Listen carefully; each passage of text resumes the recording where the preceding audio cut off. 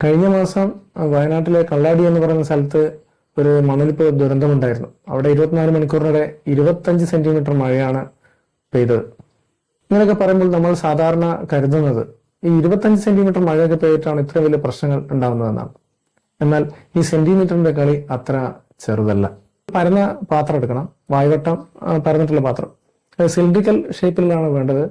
അതായത് ഇങ്ങനെ കോണിക്കൽ ഷേപ്പിലുള്ളതോ അതുപോലെ ഫ്രസ്റ്റം ഷേപ്പിലുള്ളതൊന്നും ആവാൻ പാടില്ല. അതെടുത്തതിന് ശേഷം നമ്മൾ ഒരു മഴ നന്നായി ലഭിക്കുന്ന ഒരു സ്ഥലത്ത് വെക്കുക. വേറെ തടസ്സങ്ങളൊന്നും ഇല്ലാതെ മഴ ലഭിക്കുന്ന ഒരു സ്ഥലത്ത് വെക്കുക. അതിനുശേഷം 24 മണിക്കൂർ കഴിഞ്ഞതിന് ശേഷം ആ പാത്രത്തിൽ വീണ വെള്ളത്തിന്റെ ഉയരമാണ് നമുക്ക് അളക്കേണ്ടത്. അത് സ്കെയിൽ വെച്ച് അളക്കാം, അല്ലെങ്കിൽ ഒന്നുകിൽ ആ പാത്രത്തിൽ തന്നെ സെന്റിമീറ്റർ മില്ലിമീറ്റർ ഒക്കെ രേഖപ്പെടുത്തി ചെയ്യാം. മുകളിൽ 1000 സ്ക്വയർ ഫീറ്റുള്ള ഒരു ടെറസിന്റെ മുകളിൽ ഈ വെള്ളം കെട്ടിക്കിടക്കുകയാണെങ്കിൽ 930 ലിറ്റർ വെള്ളം ഉണ്ടാവും. അതായത് ഏകദേശം ഒരു ടാങ്ക്, നമ്മൾ കിണറിൽ നിന്ന് വെള്ളം ശേഖരിക്കാൻ ഉപയോഗിക്കുന്നത് 1000 ലിറ്ററിന്റെ ടാങ്കാണ് സാധാരണ വീടുകളിൽ ഉണ്ടാവാറ്. അപ്പോൾ ഒരു ടാങ്കിൽ കൊള്ളുന്ന വെള്ളം ഉണ്ടാവും നമ്മൾ കളക്ട് ചെയ്യുകയാണെങ്കിൽ. ഇനി 10 സെന്റിമീറ്റർ മഴയാണ് 24 മണിക്കൂറിനിടെ പെയ്തതെങ്കിൽ നമ്മൾ ആ ടെറസ് തന്നിരിക്കുന്ന വെള്ളം കെട്ടി നിർത്തുകയാണെങ്കിൽ അത് 10 ടാങ്കിൽ കൊള്ളാനുള്ള വെള്ളം ഉണ്ടാവും, 10 വാട്ടർ ടാങ്കിൽ.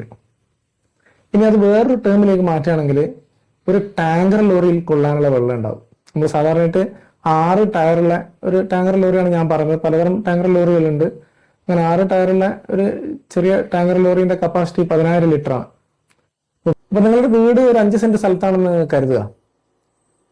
അപ്പൊ 1 സെന്റിമീറ്റർ മഴയാണ് പെയ്തത് 24 മണിക്കൂറിന്റെ.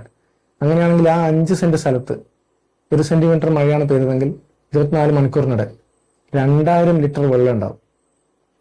അതായത് നമ്മുടെ പറമ്പിലൊക്കെ 1 സെന്റിമീറ്റർ മാത്രമേ ജലവിധാനം ഉയർന്നിട്ടുണ്ടാവൂ, പക്ഷെ വെള്ളം അവിടെ കളക്ട് ചെയ്തിരിക്കുന്നത് 2000 ലിറ്റർ ആയിരിക്കും.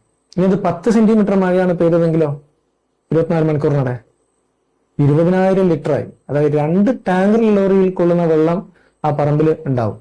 ഇനി നമ്മൾ 5 സെന്റ് എന്നുള്ള 10 സെന്റ് ഉള്ള ഒരു പറമ്പാക്കി മാറ്റുകയാണ്. അങ്ങനെയാണെങ്കിൽ 1 സെന്റിമീറ്റർ മഴയാണ് പെയ്തതെങ്കിൽ 4000 ലിറ്റർ വെള്ളം കളക്ട് ചെയ്യും. ഇനി അത് 10 സെന്റിമീറ്റർ മഴയാണെങ്കിൽ 40,000 ലിറ്റർ വെള്ളം ഉണ്ടാവും. അതായത് 4 ടാങ്കർ ലോറി വേണ്ടി വരും ആ വെള്ളം കളക്ട് ചെയ്യാൻ വേണ്ടിയിട്ട്. ഇനി നമ്മൾ 1 ഏക്കർ സ്ഥലത്ത് പെയ്യുന്ന മഴയുടെ വെള്ളത്തിന്റെ അളവെടുക്കുകയാണെങ്കിലോ 1 സെന്റിമീറ്റർ മഴയാണ് പെയ്തതെങ്കിൽ 40,000 ലിറ്റർ ഉണ്ടാവും. അതേസമയം 10 സെന്റിമീറ്റർ മഴയാണ് പെയ്തതെങ്കിലോ 4 ലക്ഷം ലിറ്റർ ഉണ്ടാവും. അതായത് 40 ടാങ്കർ ലോറികൾ വേണ്ടി വരും ആ വെള്ളം കളക്ട് ചെയ്യാൻ വേണ്ടിയിട്ട്.